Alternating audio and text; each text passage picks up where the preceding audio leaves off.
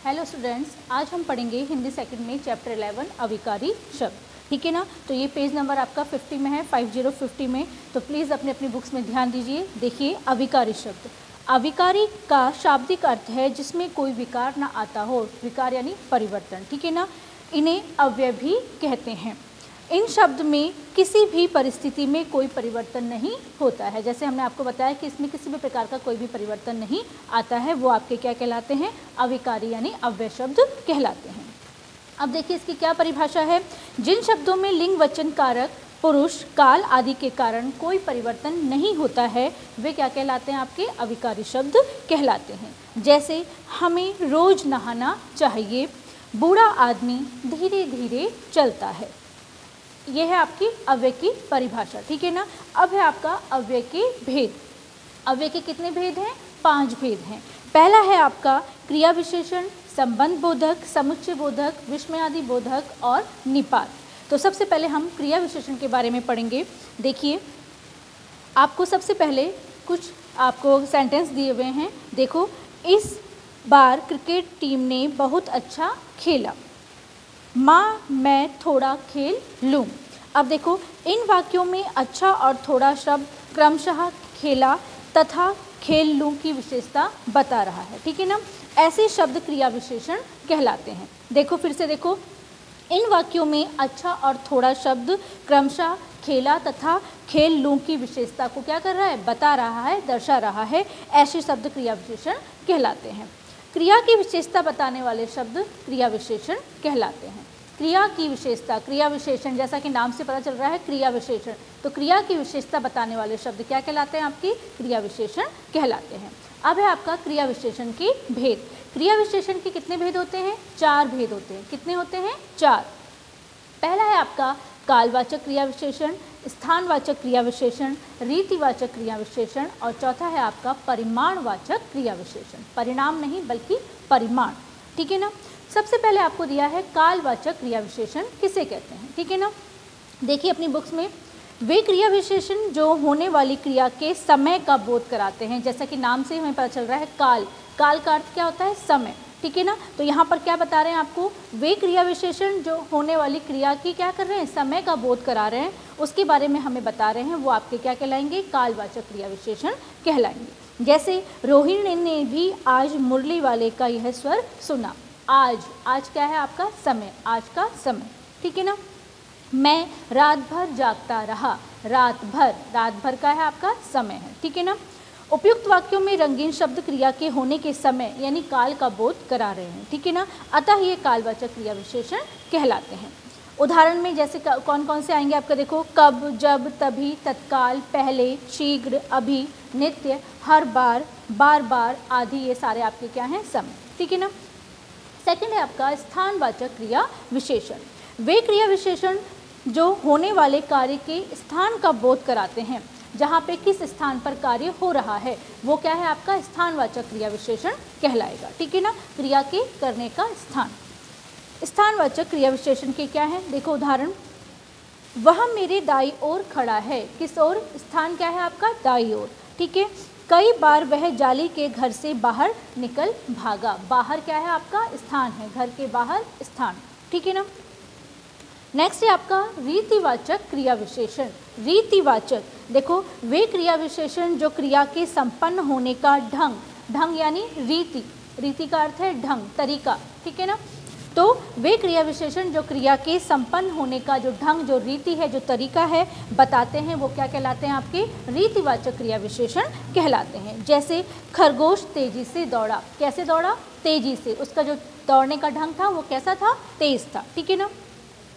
धूप का प्रकाश उसमें से छन छन कर आ रहा है। कैसे आ रहा है? छन छन कर। ठीक है। तो ये क्या है? उसका ढंग, उसका तरीका है। नेक्स्ट है आपका परिमाणवाचक क्रिया विशेषण। वे क्रिया विशेषण जो क्रिया के परिमाण अथवा मात्रा का बोध कराते हैं। परिमाण का मतलब मात्रा, उसकी क्वांटिटी। ठीक है ना। बोध कराते हैं, वो आपके क्या कहलाते हैं? परिमाणवाचक क्रिया विशेषण कहलाते हैं। जैसे छोटा बच्चा बहुत हंसता है। मंजेश थोड़ा ही खा पाया। मंजेश ने क्या किया? खाना क्या करा? थोड़ा सा ही खाया। ठीक है। तो उपयुक्त वाक्यों में आए शब्द बहुत और थोड़ा क्रिया के परिमाण का यानी उसकी मात्रा का बोध करा रहे हैं, ठीक है ना। अतः ये क्या कहलाएंगे, आपके परिमाणवाचक क्रिया विशेषण कहलाएंगे।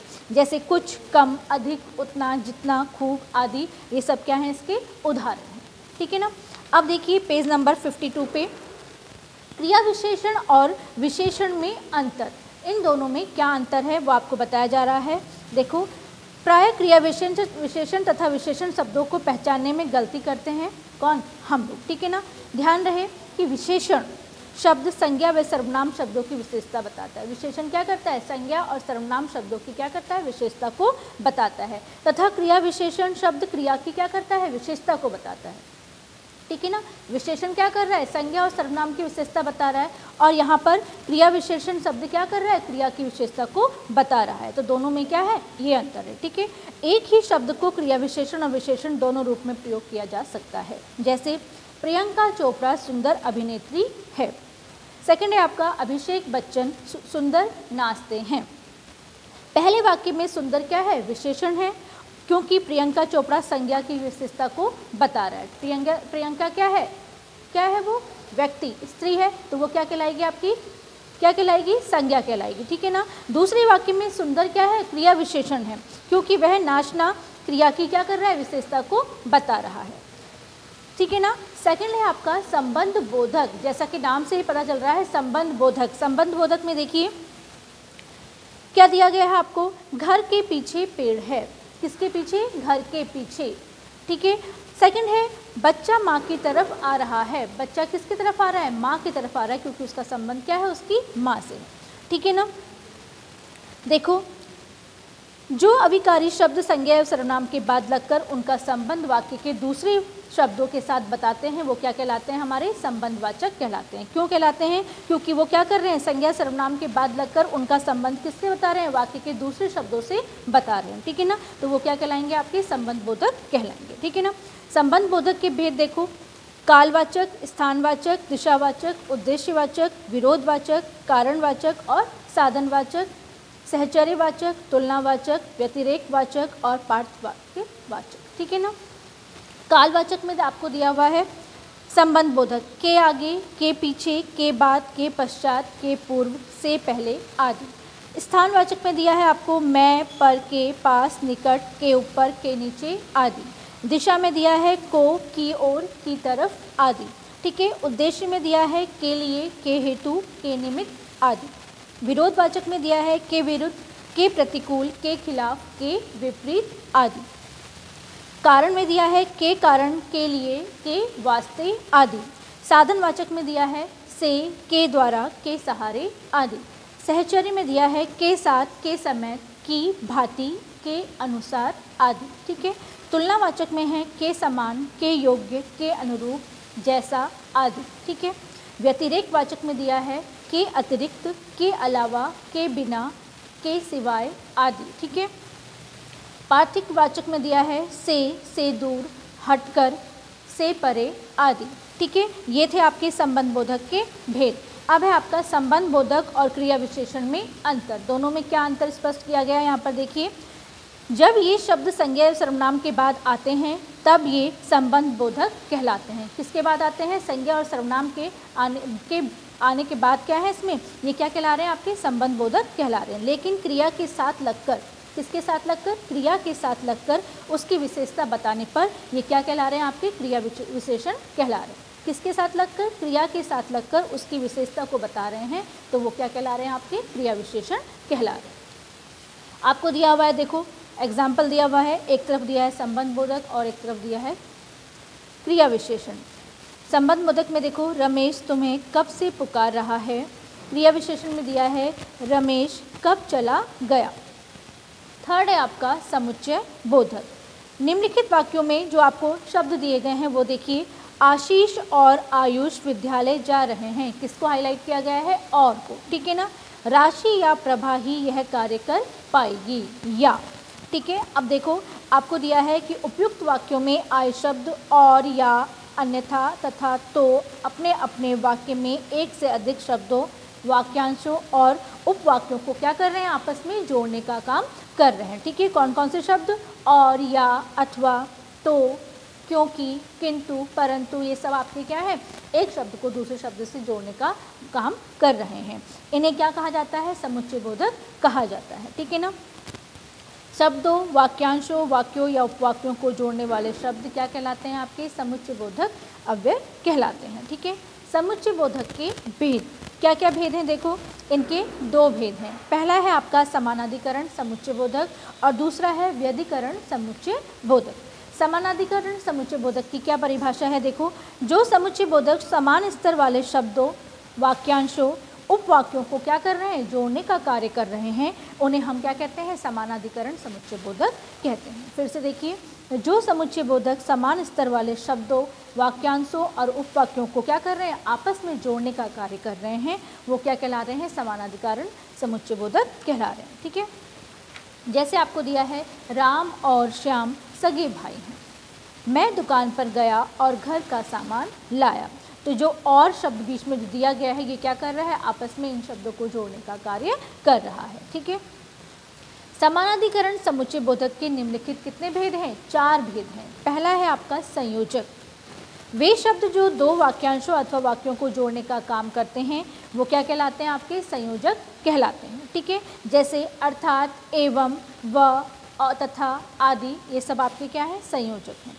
विकल्पक, वे शब्द जो दो शब्दों, वाक्यांशों और वाक्यों को क्या करते हैं कि विकल्प दिखाते हैं, विकल्पक कहलाते हैं। जैसे या, अथवा, नहीं तो आदि। विरोधवाचक, वे समुच्चय बोधक शब्द जो अपने से पहले आए वाक्य के अर्थ का क्या कर रहे हैं, विरोध प्रकट करते हैं, विरोधवाचक कहलाते हैं। जैसे लेकिन, पर, परंतु, बल्कि, मगर आदि। ठीक है। नेक्स्ट है आपका परिणामवाचक, जो समुच्चय बोधक एक वाक्य के परिणाम की ओर संकेत करता है, वह परिणामवाचक कहलाता है। अन्यथा, इसलिए, ताकि आदि, ये सब क्या है, परिणामवाचक के क्या है, उदाहरण। ठीक है। ये तो था समानाधिकरण। दूसरा है आपका व्यधिकरण समुच्चय बोधक, जो समुच्चय बोधक प्रधान तथा आश्रित उपवाक्यों को जोड़ने का काम करते हैं, वो क्या कहलाते हैं, व्यधिकरण समुच्चय बोधक कहलाते हैं। जैसे आपको दिया हुआ है, ऐसा प्रतीत होता है मानो वर्षा आएगी। क्या कहा जा रहा है यहाँ पर कि ऐसा प्रतीत होता है मानो वर्षा आएगी, बारिश होगी। ठीक है। वह प्रथम आया क्योंकि उसने मन लगाकर पढ़ाई की थी, क्योंकि। ठीक है ना। क्योंकि यहाँ पर क्या है आपका, आप क्या कर रहा है, एक शब्द को दूसरे शब्द से जोड़ने का कार्य कर रहा है। ठीक है। उपयुक्त वाक्यों में आए मानो, क्योंकि तथा कि प्रधान तथा आश्रित उपवाक्यों को जोड़ने का क्या कर रहे हैं, काम करते हैं, अतः ये क्या कहलाते हैं, व्यधिकरण समुच्चय बोधक कहलाते हैं। ठीक है ना।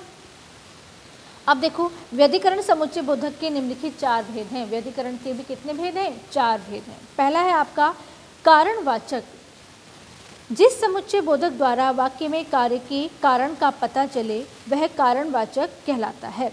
इसलिए, चूंकि आदि इसके क्या है, उदाहरण। ठीक है। संकेतवाचक, जो समुच्चय बोधक शर्त या संकेत क्या कर रहा है यहाँ पर, जो समुच्चय बोधक शर्त या संकेत प्रकट करते हैं, वो क्या कहलाते हैं, आपके संकेतवाचक कहलाते हैं। ठीक है ना। जैसे आपको दिया है, यदि, यद्यपि, तथापि, ज्यों, त्यों आदि। ठीक है। नेक्स्ट है आपका स्वरूपवाचक, जिस समुच्चय बोधक का प्रयोग पहले प्रयुक्त शब्द या वाक्यांश को स्पष्ट करने के लिए किया जाए, वो क्या कहलाता है, आपका स्वरूपवाचक कहलाता है। जैसे अर्थात, मानो आदि, ये क्या कर रहा है, हमें यहाँ पे वाक्यांश को स्पष्ट कर रहा है। ठीक है। नेक्स्ट है आपका उद्देश्यवाचक, जिस समुच्चय बोधक द्वारा कार्य के उद्देश्यों का पता चले, वे क्या कहला रहे हैं, उद्देश्यवाचक कहलाते हैं। जैसे ताकि, जिससे आदि। ठीक है ना। नेक्स्ट है आपका विस्मयादि बोधक, विस्मयादि बोधक। देखो आपको यहाँ पर सबसे पहले क्या दिए हैं, इसके कुछ उदाहरण दिए हैं। जैसे हाय मैं लुट गया, बाप रे बाप इतना मोटा लड़का, वाह कितना स्वादिष्ट खाना है, छी कितने मैले कपड़े हैं। अब देखो, उपयुक्त वाक्यों में मोटे जो शब्द छपे हुए हैं, जो आपको हाईलाइट किए गए हैं, उनमें है हर्ष, शोक, घृणा, आश्चर्य आदि को ये क्या कर रहे हैं, प्रकट कर रहे हैं। ऐसे शब्द विस्मयादि बोधक कहलाते हैं। ठीक है ना। वे शब्द जो आश्चर्य, हर्ष, घृणा, प्रसन्नता, शोक, दुख आदि मनोभावों को प्रकट करते हैं, वो क्या कहला रहे हैं, आपके विस्मयादि बोधक कहलाते हैं। विस्मयादि बोधक के भेद क्या हैं? देखो, मन के भावों के आधार पर विस्मयादि बोधक शब्दों के 8 भेद हैं। कितने भेद हैं? 8 भेद। पहला है आपका हर्ष सूचक, शोक सूचक, आश्चर्य सूचक, घृणा सूचक, स्वीकृति सूचक, संबोधन सूचक, चेतावनी सूचक और प्रशंसा सूचक। ठीक है, और लास्ट है आपका निपात। निम्नलिखित वाक्यों को हम ध्यान से देखेंगे। बेटा पहले खाना खा लो फिर आम भी खा लेना। ठीक है, ऐसा साहस महान आदमी ही कर सकता है। मैं बादशाह का सेवक मात्र हूँ, मैं कल तक आ जाऊँगा। ठीक है, उपयुक्त वाक्यों में जो आपको जो हाईलाइट किए गए हैं जो शब्द है ना, अपने से पूर्व आए पदों पर विशेष बल दे रहे हैं, इन्हें हम क्या कहते हैं? निपात कहते हैं। देखो फिर से, ऐसे अव्यय जो किसी शब्द के बाद लगकर उसके अर्थ पर क्या कर रहे हैं? विशेष बल दे रहे हैं। ठीक है ना, वो क्या कहलाते हैं? आपके निपात कहलाते हैं। फिर से देखिए, ऐसे अव्यय जो किसी शब्द के बाद लगकर क्या कर रहे हैं? उसके अर्थ पर क्या कर रहे हैं? विशेष बल दे रहे हैं। ठीक है ना, वो क्या कहला रहे हैं? आपके निपात कहलाते हैं।